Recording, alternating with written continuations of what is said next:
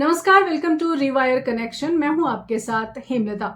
इस वीडियो में हम बात करेंगे कि आप अपनी वाइफ को इमोशनली सेफ कैसे महसूस करवाएं, क्योंकि रिलेशनशिप सिर्फ साथ रहने का नाम नहीं है।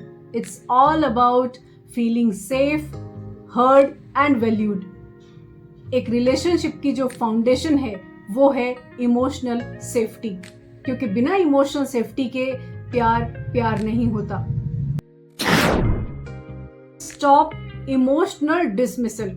मतलब अगर आपकी वाइफ आपसे कुछ कह रही है, कुछ वो शेयर कर रही है, तो आप ये मत कहिए उनके कि तुम तो रिएक्ट कर रही हो, बहुत ओवर रिएक्ट करती हो, मेलो ड्रामा कर रही हो, क्या रोज रोज यही एक इमोशनल ड्रामा लेकर बैठ जाती हो। इस तरह के सेंटेंसेस अक्सर बोल देते हैं। इससे क्या होता है, इससे डिस्टेंस बढ़ता है आपके रिलेशनशिप में, और जब डिस्टेंस बढ़ेगा तो क्या होगा, ट्रस्ट ब्रेक होगा, और जब ट्रस्ट ब्रेक होगा तो फिर इमोशनल इनसिक्योरिटी जनरेट होगी, और साइकोलॉजी में इसे इमोशनल इनवैलिडेशन कहते हैं। इसका मतलब ये है कि इमोशंस को आप इग्नोर कर रहे हैं। वो जो दिल खोल के आपके साथ कुछ शेयर करना चाहती हैं, आप उन्हें नजरअंदाज कर रहे हैं।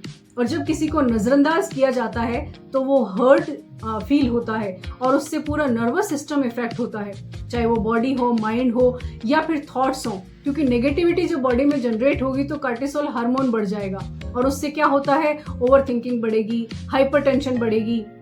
अक्सर जो महिलाओं को थायराइड और हाइपरटेंशन और बीपी की जो टेंशन्स हो जाती हैं, फिजिकल प्रॉब्लम्स, उनकी बड़ी वजह यही है कि उन्हें इमोशनली सिक्योर फील नहीं कराया जाता है रिलेशनशिप में। तो इन चीज़ों को देखना ज़रूरी है। आप ये कह सकते हैं कि हाँ, मैं समझ पा रहा हूँ, ये चीज़ तुम्हारे लिए बहुत इंपॉर्टेंट है। देखिए, आपकी एक्सेप्टेंस बहुत बड़ा रोल अदा करेगी। वो जो भी शेयर कर रही हैं वो आपसे शेयर कर रही हैं, आप पर ट्रस्ट करके शेयर कर रही हैं, तो आप उसे वो इम्पोर्टेंस दें कि yes, you are there for her. और अगर आप ये इम्पोर्टेंस उन्हें देंगे तो डेफिनेटली आपके रिश्ते में एक ट्रस्ट बिल्ड होगा। आपको लगेगा, उन्हें भी ये लगेगा कि आपकी लाइफ में उनकी इम्पोर्टेंस है। तो आप ये जो इमोशनल उनको नजरअंदाज कर रहे हैं, इमोशनल इग्नोरेंस आप उनको दे रहे हैं, इसको बंद कर दीजिए। क्योंकि जब तक आप ये करते रहेंगे, आपकी वाइफ इमोशनली सिक्योर कभी महसूस नहीं करेंगी। तो एक अच्छा हस्बैंड और अच्छा पार्टनर बनने के लिए इमोशनल सेफ्टी को सीखना और जानना बेहद जरूरी है।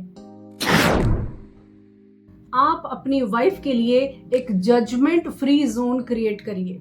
जजमेंट फ्री जोन को कैसे समझेंगे, आप इसको ऐसे समझिए, वो जब भी आपके साथ कुछ भी वो शेयर करने के लिए आ रही हैं, आप क्रिटिसाइज मत करिए, उन्हें जज मत करिए कि तुम तो ऐसी हो, तुम्हारी सोच ऐसी है, तुम्हारी सोच खराब है, तुम ऐसा करती हो, तुम वैसा करती हो। तो इससे क्या होगा, आपकी वाइफ को लगेगा कि आप जब भी आपके साथ वो कुछ शेयर करने के लिए आती हैं तो आप जजमेंट पास कर देते हैं, आप जजमेंटल हो जाते हैं, और उससे एक डिस्टेंस क्रिएट हो जाती है। तो आप अगर अपनी वाइफ को अगर क्रिटिसाइज करेंगे तो आपके रिश्ते में से ऑनेस्टी खत्म हो जाएगी, क्योंकि वो वाइफ है, उन्हें सब कुछ शेयर करने का हक है आपके साथ, आप भी उनके साथ शेयर कर सकते हैं। तो अपने रिश्ते में ऑनेस्टी बनाए रखने के लिए ये जजमेंटल फ्री होना बेहद जरूरी है। एक ऐसा जोन बनाइए जहां वो कुछ भी आपसे शेयर कर सके, उन्हें डर ना लगे, एक फियर जो है वो खत्म हो जाए उनके मन से कि मैं यहाँ ये नहीं शेयर कर सकती, ये हुआ तो मेरा क्रिटिसाइज होगा या मुझे जज किया जाएगा। ऐसा मत करिए, क्योंकि जब आप ही उन्हें जज करेंगे तो वो दिल खोलकर कहाँ अपनी बात कहेंगी। तो अपना रिश्ता खूबसूरत बनाने के लिए अपनी वाइफ को वो स्पेस दीजिए जहां पर उसे आप जज ना करें। दुनिया जज करे, दुनिया क्या करे, वहां पर आप प्रोटेक्ट कर सकते हैं, लेकिन अगर आप जज करेंगे तो इमोशनली इनसिक्योर हो जाएंगी आपकी वाइफ, और फिर वो बहुत सारी चीजें आपके साथ शेयर भी नहीं करेंगे, और वो अंदर ही अंदर उनके जहन में चलती रहेंगी, वो ओवर थिंकिंग करेंगी, और मेंटल इमोशनल हेल्थ तो डिस्टर्ब होगी ही, फिजिकल हेल्थ इश्यूज के भी जो मामले सामने आते हैं वो भी देखने को मिल सकते हैं। आपके रिश्ते की खूबसूरती आप पर डिपेंड करती है, आप अपनी पार्टनर को कैसा महसूस करवाते हैं। और नेक्स्ट और सबसे इंपॉर्टेंट पॉइंट है, आप ये मत सोचिए कि उसे तो पता ही है ना कि मैं उसे प्यार करता हूँ। आप रीअश्योरेंस दीजिए, और वो भी रेगुलर।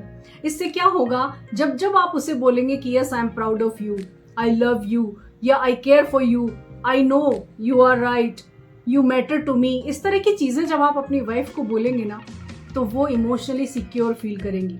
क्योंकि साइकोलॉजी में ऐसा कहा जाता है, जो वर्ड्स से रीअश्योरेंस दी जाती है तो वो इमोशनल सेफ्टी जनरेट करती है, उससे हमारा नर्वस सिस्टम काम डाउन होता है, एंग्जाइटी कम होती है, डिप्रेशन कम होता है और हैप्पी हार्मोन्स जनरेट होते हैं।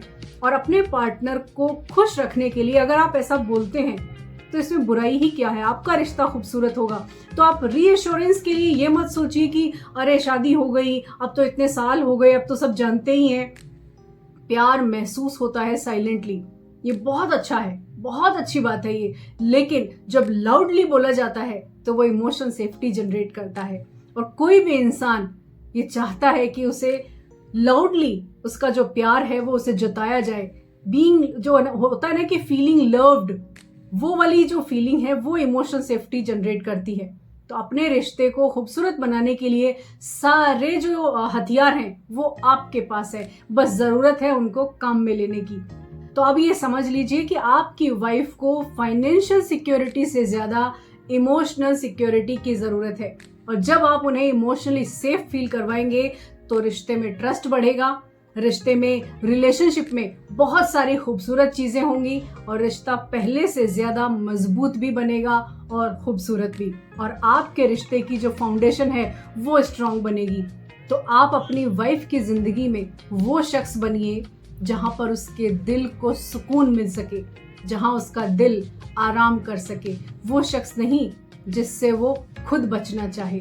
वीडियो आपको पसंद आई है तो आप इसे लाइक करिए, शेयर कीजिए और अपने पार्टनर और अपनी वाइफ के साथ इसे जरूर शेयर कीजिए। और अपने हस्बैंड के साथ भी आप शेयर कर सकती हैं ताकि इमोशनल सेफ्टी को वो जान सके। और जाने से पहले आप चैनल को सब्सक्राइब कीजिए और कमेंट में ये जरूर लिखिए कि आई चूज इमोशनल सेफ्टी।